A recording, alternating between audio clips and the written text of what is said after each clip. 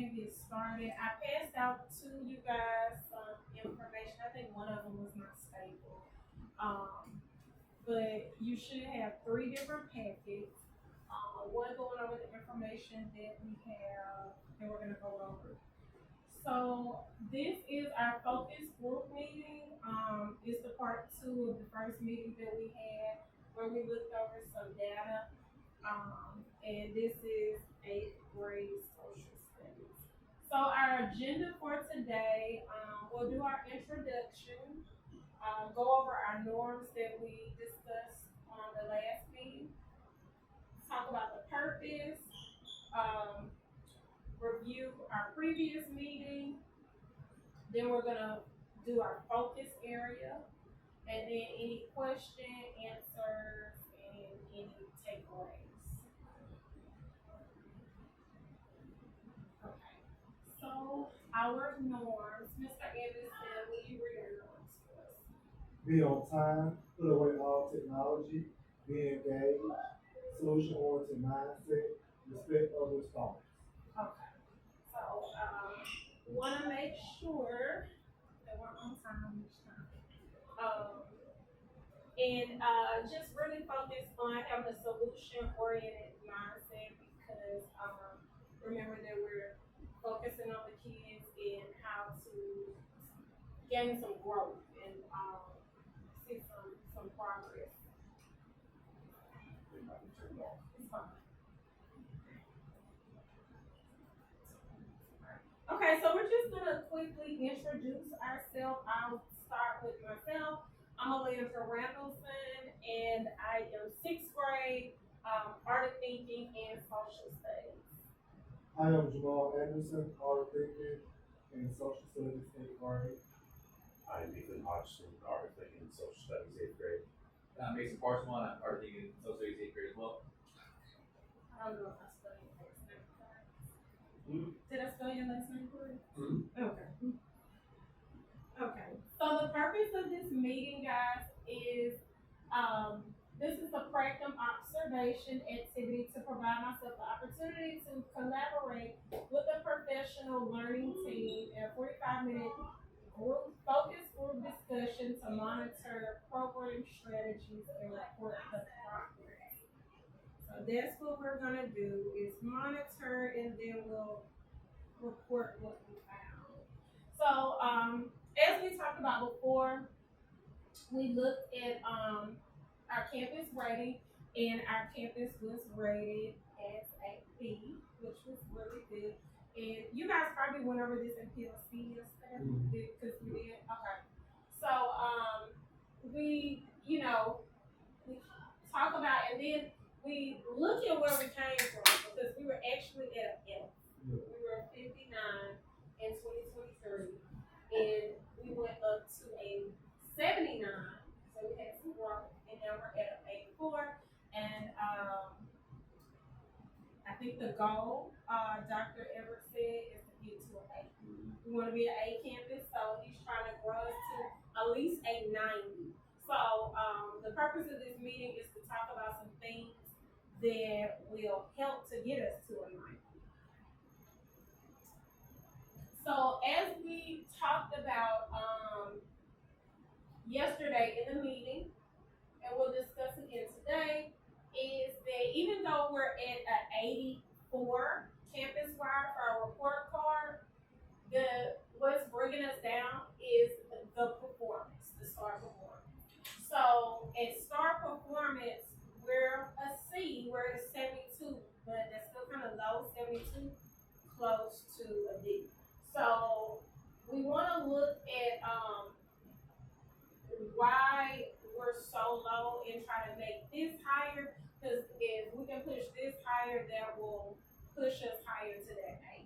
So this is the STAR performance, and it's measured by achievement at approaches grade level or above, meets grade level or above, or master's grade level on the STAR test. So the reason we got the 84 is because the kids made a lot of growth from where they were, but we're not having a lot of kids to actually achieve with their meets and their masters, and that's what we really want to be. So that's what we're going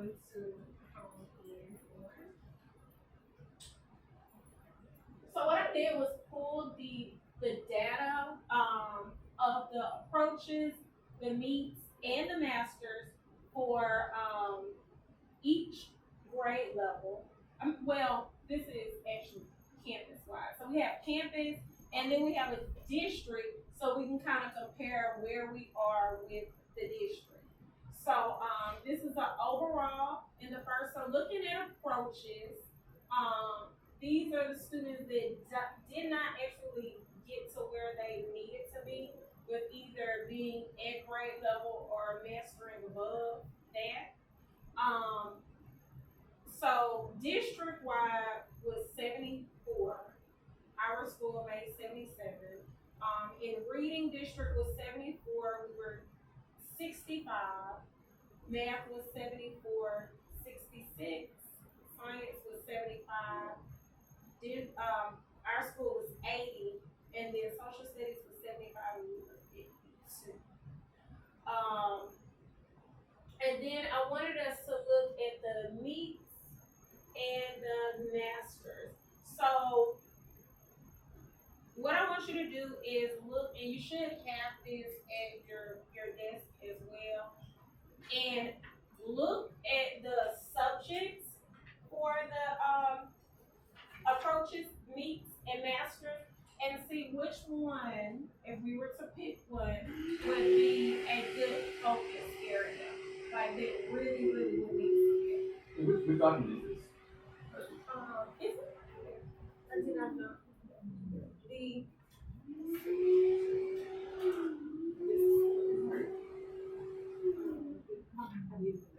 Y'all have to look at it. I think I started it from the next slide. Oh, you sort of look for it. Which one needs the most work? Out of which subject? Which course?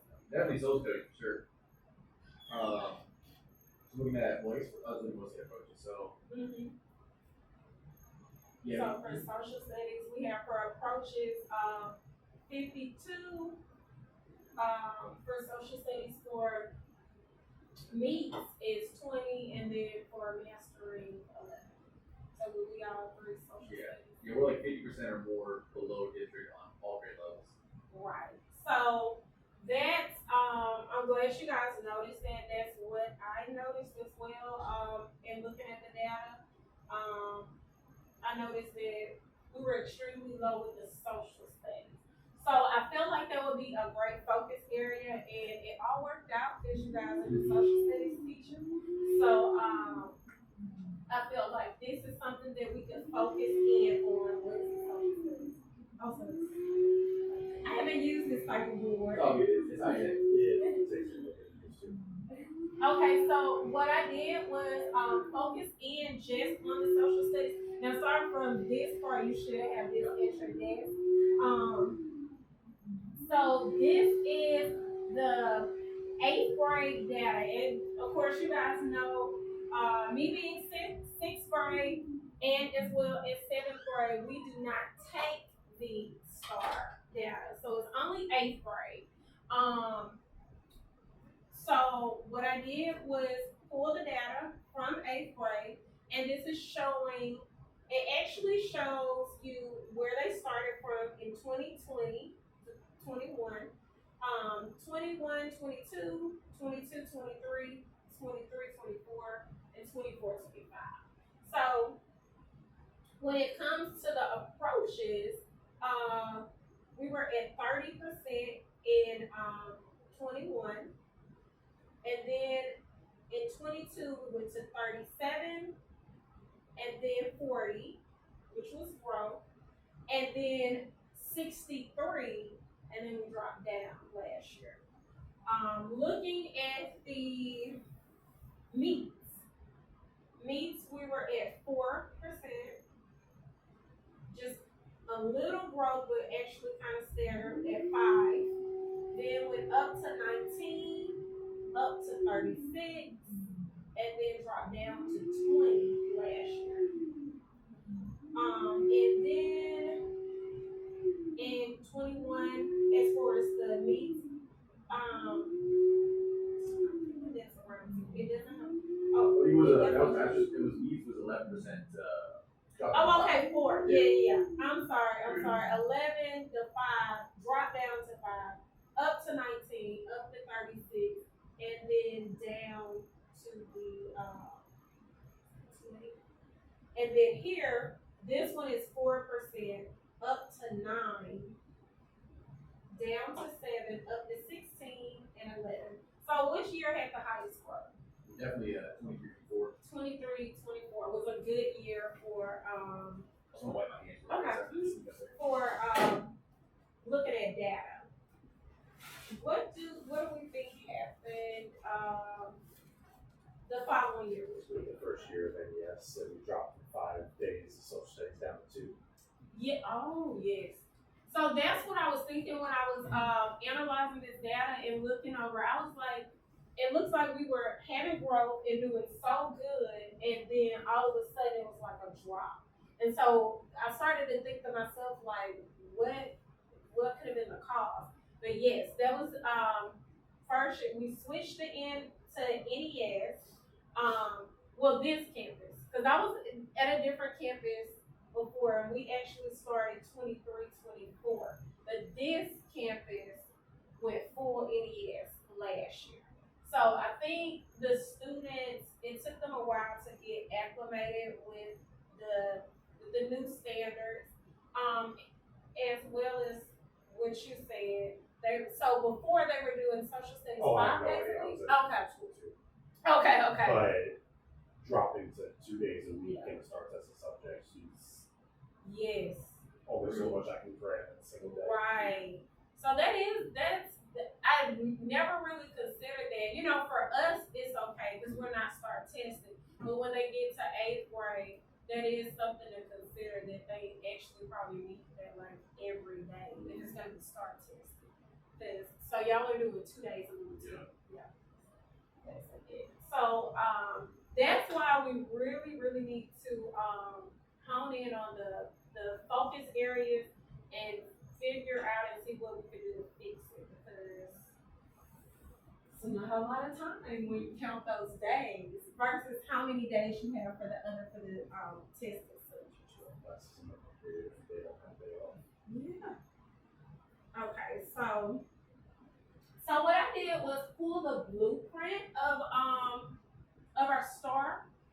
We pull the blueprint and it breaks it down into the categories. So we have social studies, we have geography and culture, government and citizenship, economics, science, technology, and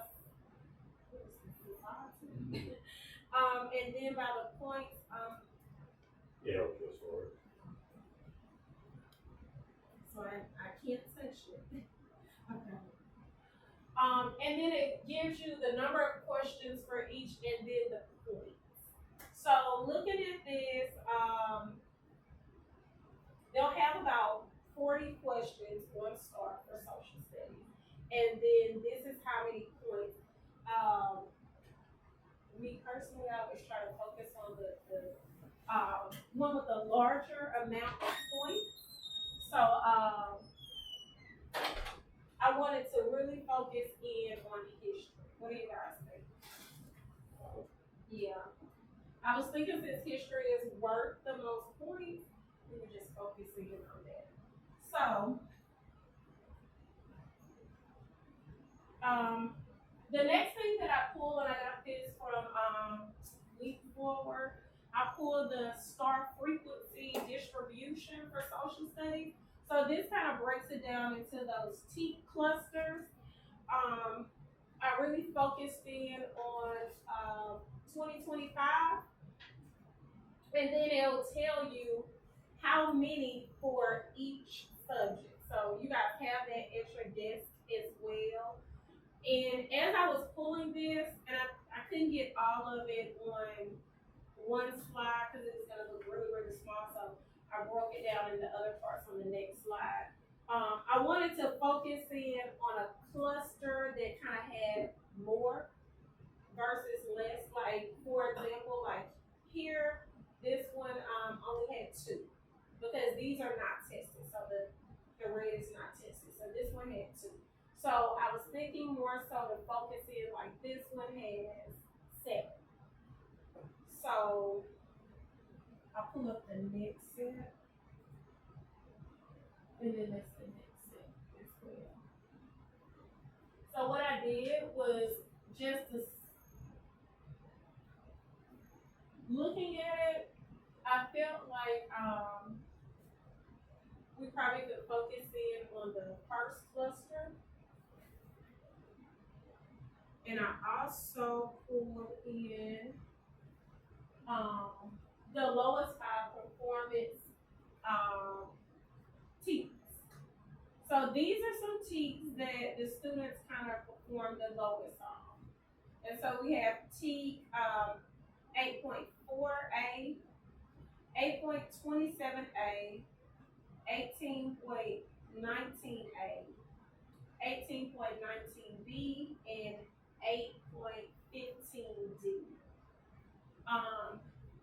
Do you guys know any specifics, teaks that the students kind of struggle with, or any, because you guys know it a little bit better than me.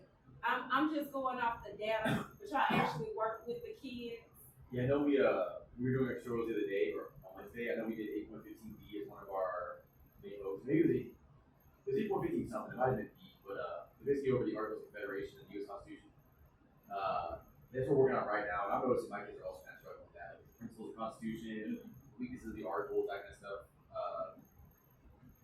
Also noticing in general, those last 3 are all about like constitutional rights and things about the Constitution. Okay. Okay. So right. Yeah. Okay. So.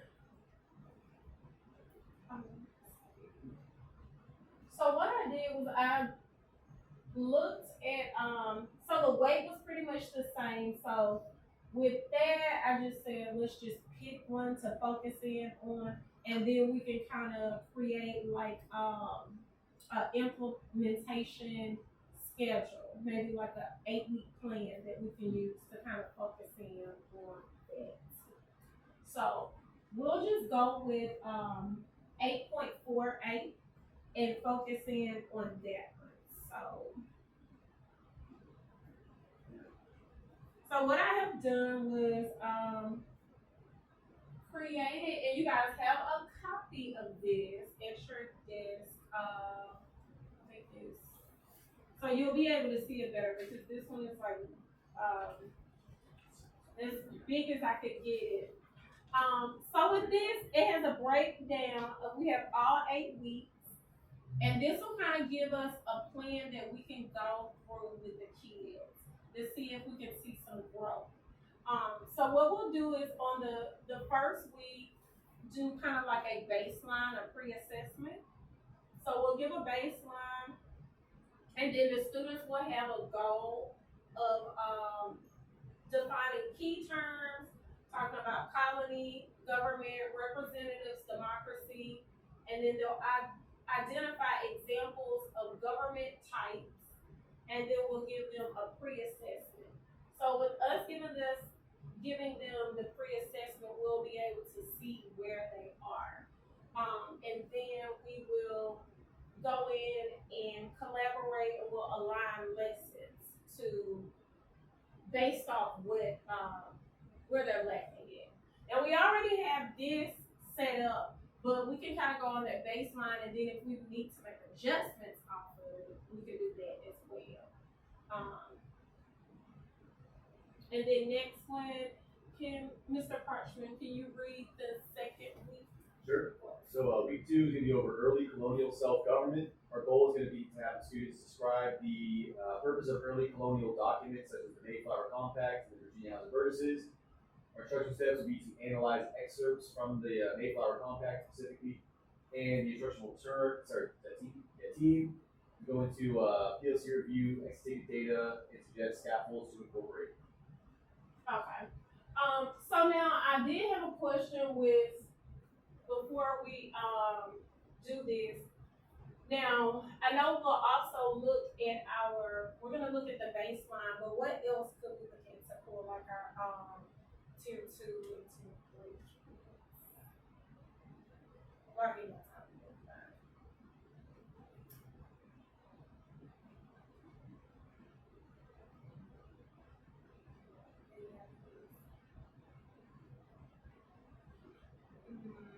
So think about what we did yesterday in our PLC. We had to come up with a list. And I was thinking that we could use that list. The what was the percentage for the? 48%. It's 48%. The one for you. Yes.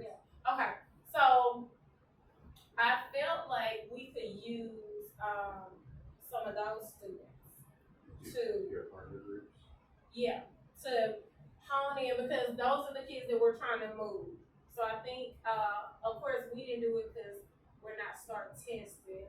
So I was just kind of listening in, but you guys did it for social studies. Yes. Okay. So for social studies, this will actually kind of go with your list that you created. So you should have created a list that the students should remove into meets and move into masters. So those are some students I was thinking that we could pull for our for the tier 2, tier 3, just to kind of work with to kind of help move them. Sounds good. And sorry, it sounds like you should probably comment on, but what does tier 2 and tier 3 mean? What is that? Those are actually going to be your lower kids Okay. where they will need the extra intervention and support. Those are the kids that we keep during LSAE. Yeah. We teach kids, okay. Yeah, but I think last year those kids stayed in. Is that how it was done? So your tier 1 students will be your highest performing students. Tier 2 will be your approach. Okay. And in between, your tier 3 will be your lower Did performing. not these days. Okay. Yeah. So how did we do it last year? I remember it was switched. We didn't do it because we're not tested, but it was something y'all had to keep those kids in. So our tier 1 students, right before start, we kept those students for reteach to go over on the tier. Okay. So yeah. So I think we reversed it. That's why I was saying that we could use those kids because typically your higher kids you send out, but we were saying keep those kids because those are the kids that you can actually move, and we want to move those kids, move some from approach to meets and meets to master. So I was thinking that we could use that list. So I said that right here, it says that we'll have a PLC and review exit ticket data, suggest scaffolds to incorporate. So just to kind of get our brains thinking about what are some of those scaffolds that we could possibly use to kind of help with the kids, because I know when it comes to the social studies, they're in the writing, they're kind of. So with the writing and scaffolds, we provide sentence stems. Okay. We also provide students with exemplars. Okay, So we yes. show the students like exactly what we are looking for in their writing. Okay, yes, that's a good one. So making sure that right here we talk about those different scaffolds that we could use, the sentence stems, and I know we're really pushing those exemplars. Mm-hmm. And I've noticed that has actually been working. What about in y'all's class? Like what's been working? The exemplars? Oh, definitely agree, yeah. Yeah. I've noticed my kids are actually writing more. Before they were trying to get away with like 1-2 sentences. But just static all day. Right. So even with my exemplars, I'm putting like using that A strategy, and that could be one too, one of the scaffolds. Using that A strategy and showing them how my A looks, the C, how the E looks, and for each of mine, I make sure that it's a paragraph long, and so that way it kind of pushes them to write a little bit more as well. Okay, looking at the third week, can I have Mr. Hodgson read that one? Factors leading to representative government. Students will be able to identify at least 3 key factors that contributed to representative government: distance from Britain, salutary neglect, and social contracts.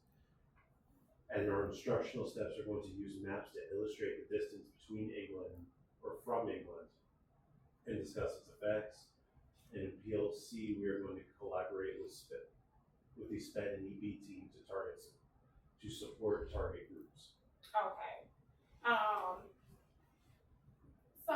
So here on the third week, we'll have another PLC. This is what the students will be working on. Their steps for instructions, and then as far as meeting with the team, that week we'll meet with SPED and EB and see how they can support. Maybe actually have like SPED come in, work with some of those students, maybe they can kind of break down that information and then use some of those scaffolds to kind of pull in to work with them on. Can you guys think of any other supports that we could put in place? Or supports that the teachers maybe like to implement? But not only support, I feel like teacher moves.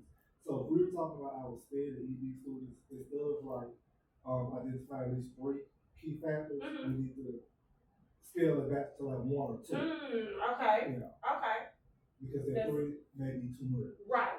Absolutely. Okay. So that's something we can go in, and that's why I gave you this, because we can go in and make adjustments on it, and I think that's a good idea. So we can go in here, and I'll make a note of it and change this to 1 key factor. Focus in that way, at least they'll be able to really get that one, and then after we can add on. Okay, good job.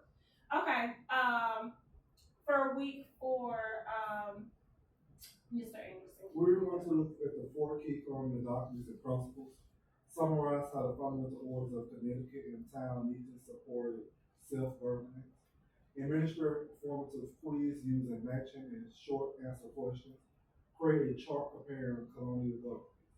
And for PLC, we want to analyze data and refine interventions. Okay, so here, this would be what we call like a mid-week. So what I was thinking we could do is kind of do some type of mid-cycle assessment. Like we gave a baseline, just kind of like a mid-test to kind of see what's working and what's not. And then we can kind of make adjustments to the next few weeks if needed. And kind of think about what type of challenges or what type of misconceptions we can plan for. What are some, just thinking about it now in advance, what are some challenges you think that we might run into, like with the students, supports or resources and anything? I think one of them, what you said. It's really hard to try and get them more time, break it down further, because we only have 2 days. Yeah, that's a big one. And due to us we're teaching multiple teams for those 2 days, so it's a lot to cram in. And so I know in my PLC, we usually give students 3 minutes to write, but in reality they need like 5 or 6, but we just do not have the time for it. Right. So yeah, we don't have enough time and we don't have enough days. Now what I have noticed to help is like the tutorials. What I did last week was the students that I had stayed, we actually went over because you guys are had your cycle assessment. So we actually went over their material, and those kids that stayed actually did really good on their cycle assessment. But it's the fact of getting them to stay, because a lot of the kids don't want to come. So we don't have them to show up. But if we could actually get more kids into tutorials, there will be more time that they can review. There'll at least be another class period each week where they're kind of getting a dose of it. So what we want to do is here, those are some things that we can think about. But right here, week 4, kind of look at that data and then make whatever adjustments that we need. based off of the data. Week 5, Mr. Archer. Also, before I read, can I just ask, is this something we'd be doing during tutorials or is it during class time? All these steps are doing. Tutorials. Okay, sounds good. And then for number 5, connecting ideas to the principles of democracy. Students' goal will be to explain how colonial self-government influenced the U.S. founding principles like rule of law, individual rights, and civic participation. And the instructional steps we would do is interactive notes or graphic organizers connecting colonial practices to democratic ideals. Use think, pair, share. How did the colonial government ideas shape the U.S. Constitution? And the instructional team, we will collaborate with all RLA teachers to integrate reading on historical topics. Okay. And if you don't feel like I said, I'm not familiar with the material as well as you guys are, but if any adjustments need to be made, just let me know.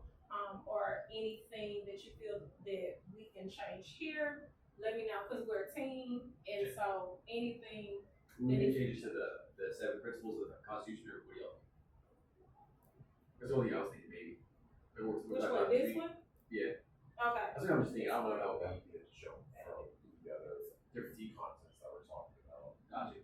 Yeah, that's a good point. Yeah, never mind. So here, and yeah, because if any of the goals need to be changed, we could change those. What about using graphic organizers? And we do think pair shares anyway. So I was thinking like get some of those MRS strategies in, and then a scaffold. They could use those graphic organizers, and that would be something that could take with them as well. And then collaborating with the reading teachers, and maybe like some of the stories that they read, they can replace those stories with some history stories, history information, and then that way they can integrate that, and so the kids will be seeing that information for a second time as well. Okay. So let's look at week 6. Week 6 is application through primary sources. The students will cite evidence from primary sources to explain why colonists value self-rule. Small groups will create posters and slides connecting key events, documents, and reasons. And for instructional team, we will collaborate to reinforce the response structures, text evidence skills, and for best practice. So right here, really kind of working on using the ACE strategy and having the kids to go in, cite evidence, and then they'll be doing a little activity here, but like really focusing in on their writing, the writing structure, and making sure that they're going to using the text evidence.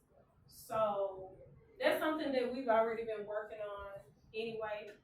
Is it anything that you guys do that's really working or really getting your kids to write more? Like to go in like in citing evidence? I just have my kids go in and like highlight, make sure they find the information instead of just writing it and making things up. I mean, the best thing that I'm doing now is making sure that I model for my students on what to annotate, because I find students that will annotate the whole thing. And so the thing is, modeling is key. Yeah. So you go to the board, you model, and then you show your process on how you're going to cite your evidence in your life. And then that's what I do on the rest of the to do that multiple opportunities. Okay. Yeah, that's a really good one. That's something that I'm having to do with my students, because as you said, they go in and they highlight the entire packet, and they really don't know what to highlight. They just highlight. So I make them go in and just really focus in. But yeah, you do have to model. Okay, so looking at week 7, this will be a student-led review. and connection building. So they're going to be working on summarizing cause and effects of representative government and using visuals or presentations. So here, really pulling in those scaffolds. So this week will be focusing in on scaffolds and having them to use sentence stems like I connect this part to, or this reminds me of. So that'll be them kind of activating that prior knowledge, and making that real world connection. So I feel like this is stuff that we're already doing in the classroom as well, but just like continuously reinforcing this. And then for the collaboration team, we'll collaborate with teams to select high interest texts for discussion. So just making sure that it's text that the students really want to read. It's kind of hard with social studies. Yeah.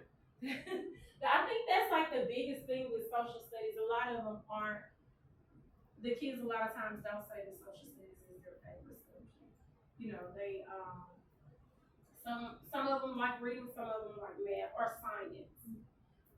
And then the last one, can I have Mr. Hopkinson please? Post-assessment and reflection. Students are going to be able to explain in writing and discussion why representative government developed economies with 85% accuracy.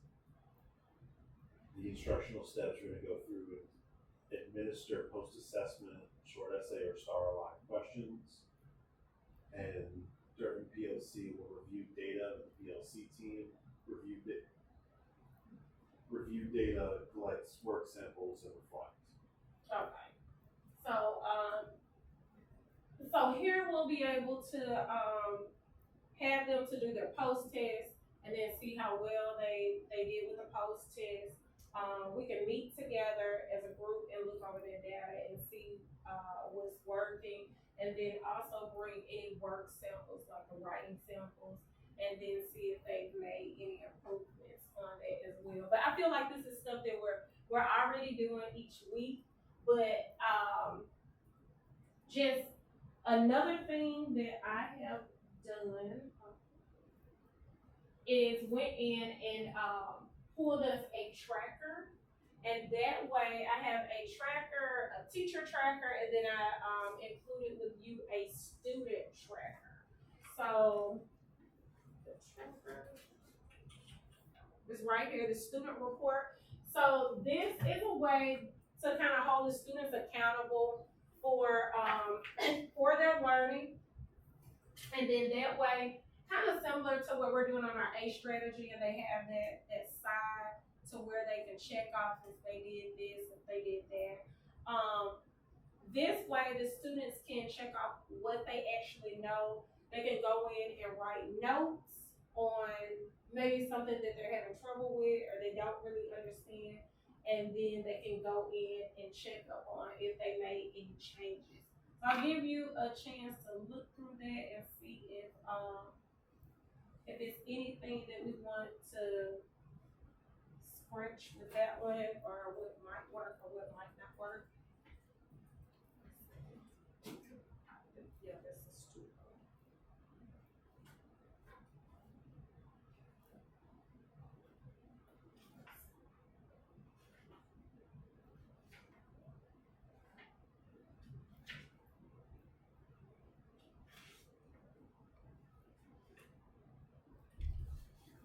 One thing I was thinking they could do as far as the notes part is go in and maybe put like an example or an exemplar for each one, not each, but maybe go in and like in the notes, if they're able to, like where it says, I can identify reasons for the English, Spanish, and French exploration, maybe go in and write one where the notes is. And so that would be their accountability of showing that they know how to do that. So do you think that that's a good one, like a checklist Yes. for each week? Yes. Showing, okay. And then as well, I did the, one for us, for the teachers. That way it's kind of a checkpoint at the end of the week, making sure that we, met the standard for each one.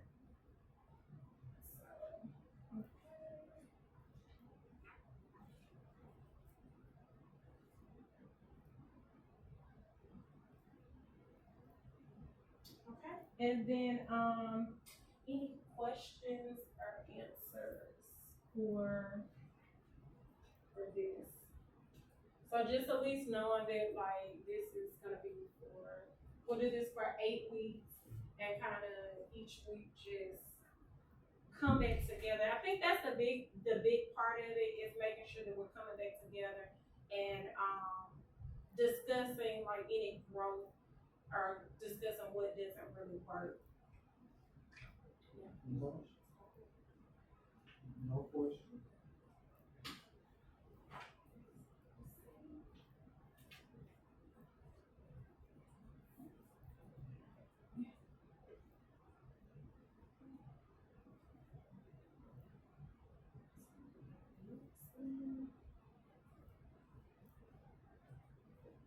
Okay, so our final takeaways of what we have talked about is we focused on the lowest 5 performance teams, looked at those, went in and zoned in on, I think we said 8.48, and came out, made a plan. I need to go in and change that. I changed it to 8.48. And then discuss a 8-week plan of action that everyone will utilize and make sure that everybody has a copy of the 8-week plan. And then discuss the progress monitoring sheets that we will use. And I was thinking the best way, maybe put it in a folder for the students, and then that way they can make sure they have their copy. Let's see.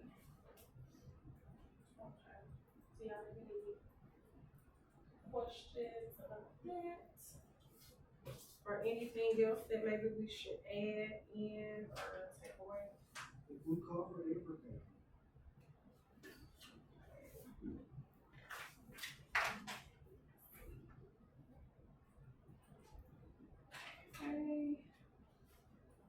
Okay, I think that is it. Okay, so I guess we'll start that on next week. We can use that during tutorials, and then we'll meet back and see what's working, what's not working. I appreciate everyone for joining me for this meeting. And if you have any questions, just Wow, thank you. get back to the office.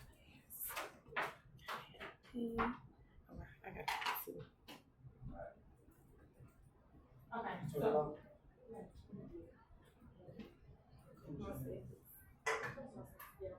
So yeah, we'll put this in a folder and have the kids to keep that. And we'll just meet back in another week and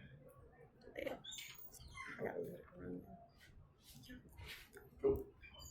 Thank you for the lovely presentation. It was delightful. Thank you.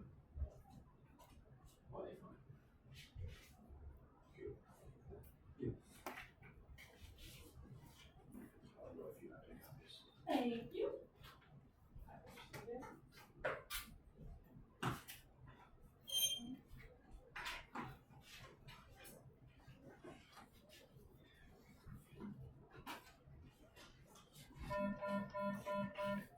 Please excuse this interruption. Ms. Burke, if you're in the building, please report to the DOC room. Ms. Burke,